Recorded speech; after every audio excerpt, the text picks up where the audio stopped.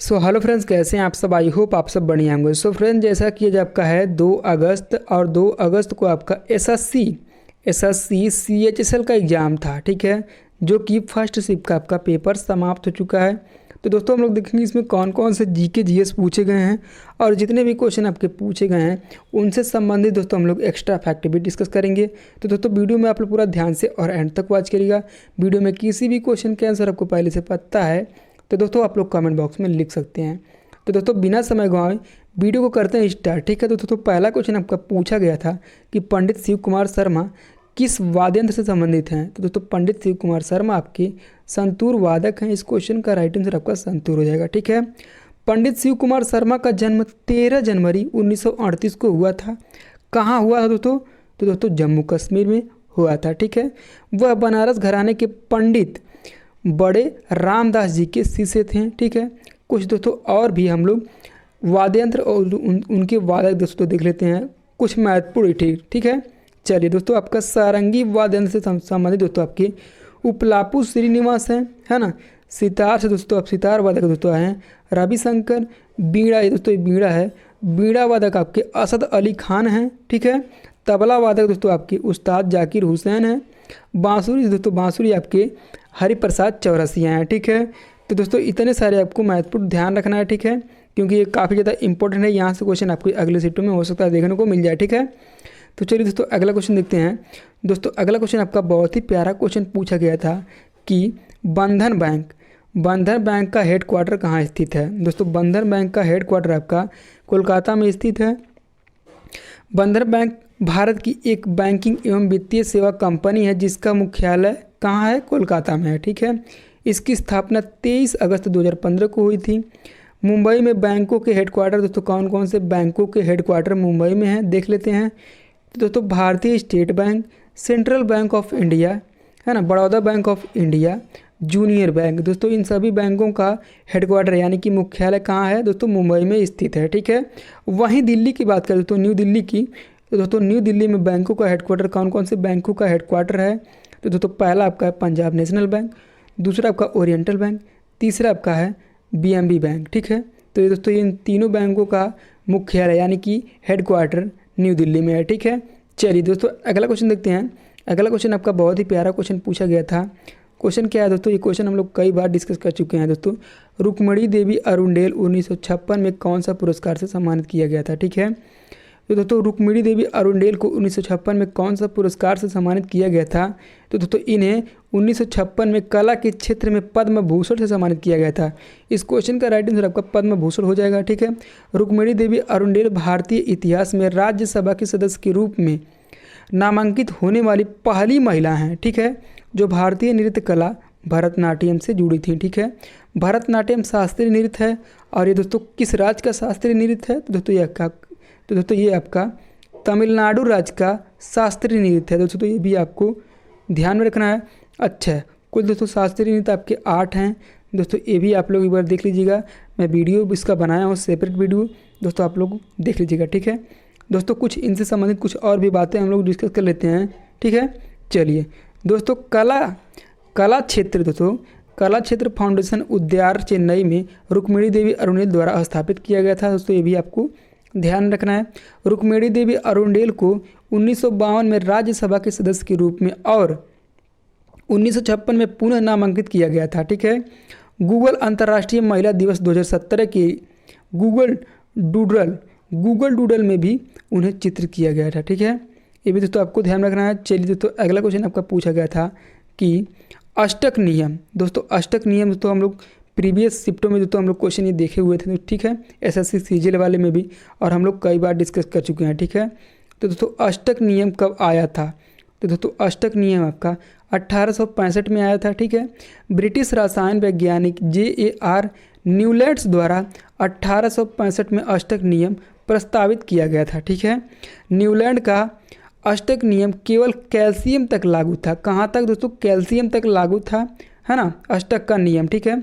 1866 में John Newlands द्वारा उनके अष्टक नियम के लिए उनके अष्टम नियम के अनुसार न्यूलैंड्स टेबल तैयार किया गया था। दोस्तों कौन सा टेबल? न्यूलैंड्स टेबल तैयार किया गया था। ठीक है।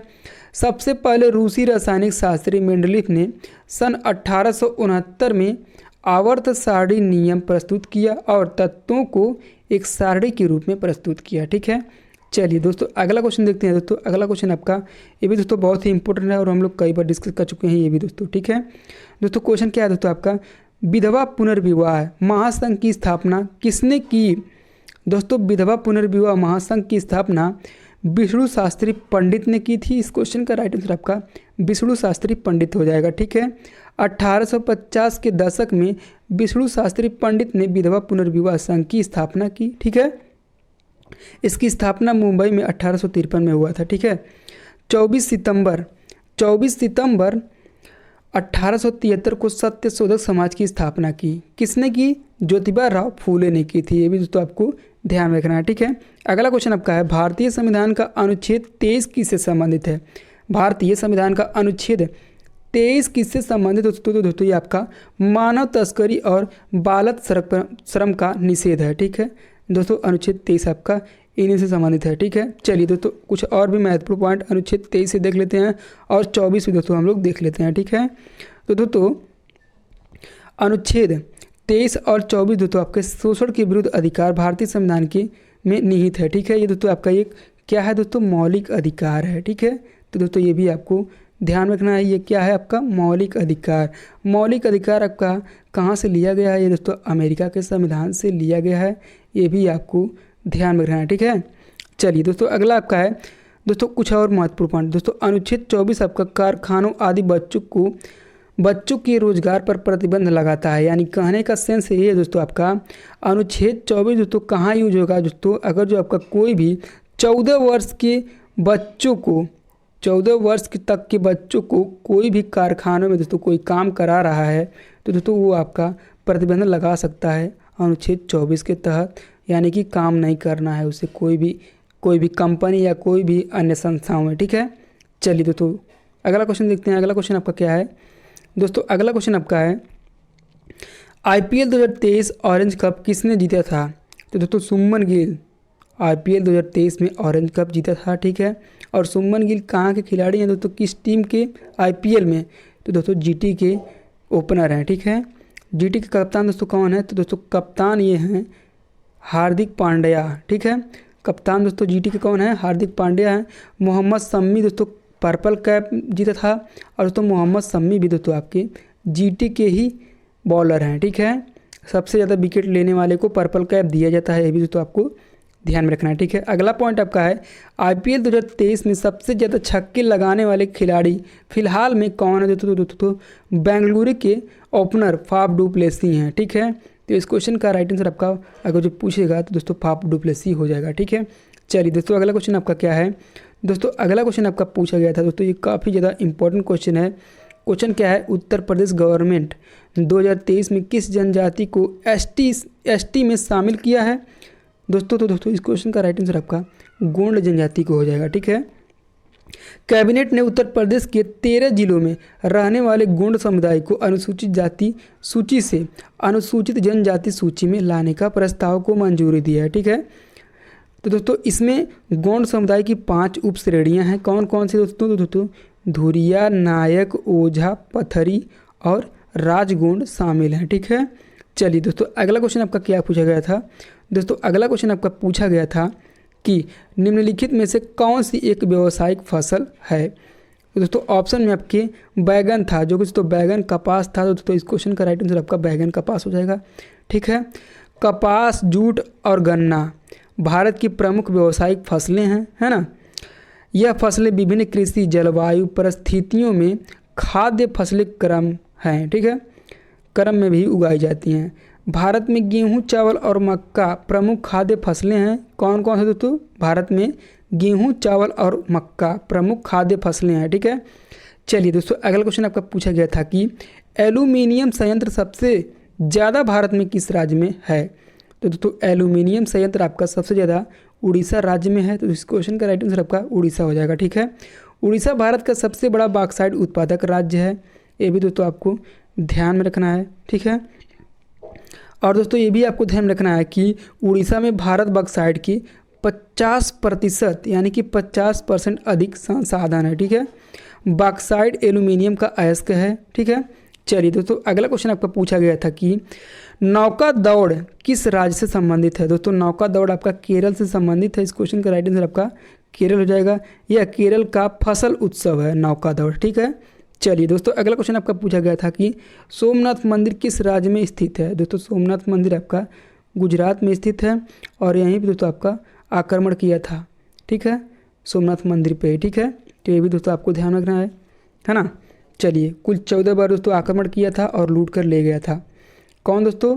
तो दोस्तों मोहम्मद गजनबी।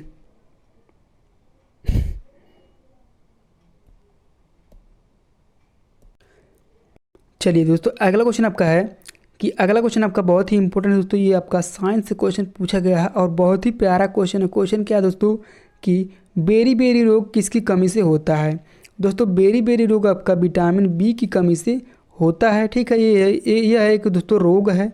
वयस्क में दोस्तों 2 प्रकार के बेरी बेरी रोग होते हैं। कौन कौन से दोस्तों? पहला तो गीला होता है और दूसरा आपका सूखा होता है, ठीक है। आयरन की कमी से दोस्तों रक्ताल्पता होता है, ठीक है, रक्तातलपता होता है, ठीक है। आयोडीन की कमी से दोस्तों आपका क्या होता है दोस्तों? थायराइड इजाफा और गैटर प्रजनन दर में कमी, शिशु मृत्यु दर में वृद्धि और मानसिक मंदता होता है, ठीक है। तो दोस्तों ये भी आपको ध्यान में रखना है। अगला क्वेश्चन आपका पूछा गया था कि कोणार्क का सूर्य मंदिर किस वंश के राजा ने बनवाया था। तो दोस्तों कोणार्क का सूर्य का मंदिर दोस्तों आपका कौन से राजा ने बनवाया था। दोस्तों इसे 13वीं सदी में गंगा वंश के राजा नरसिंह देव प्रथम ने बनवाया था, ठीक है। तो ये भी दोस्तों आपको ध्यान में रखना है। चलिए दोस्तों अगला क्वेश्चन आपका पूछा गया था कि उष्णकटिबंधीय क्षेत्र 40 डिग्री और किसके बीच होता है। दोस्तों इस क्वेश्चन का राइट आंसर आपका 770 के बीच हो जाएगा, ठीक है। तो दोस्तों इतने सारे क्वेश्चन आपको पूछे गए थे आपके SSC CHSL के एग्जाम में, ठीक है। तो दोस्तों अगर जो हमारा वीडियो आपको थोड़ा सा भी पसंद आया हो तो दोस्तों प्लीज़ वीडियो को लाइक कर दीजिएगा और चैनल पर दोस्तों पहली बार विजिट किए सब्सक्राइब करना ना भूलिएगा, क्योंकि दोस्तों मैं इसी तरह के डेली वीडियो आपको इसी चैनल के माध्यम से प्रोवाइड करता रहता हूँ और करता रहूँगा, ठीक है। तो दोस्तों मिलते हैं नेक्स्ट वीडियो में, तब तक के लिए जय हिंद जय भारत।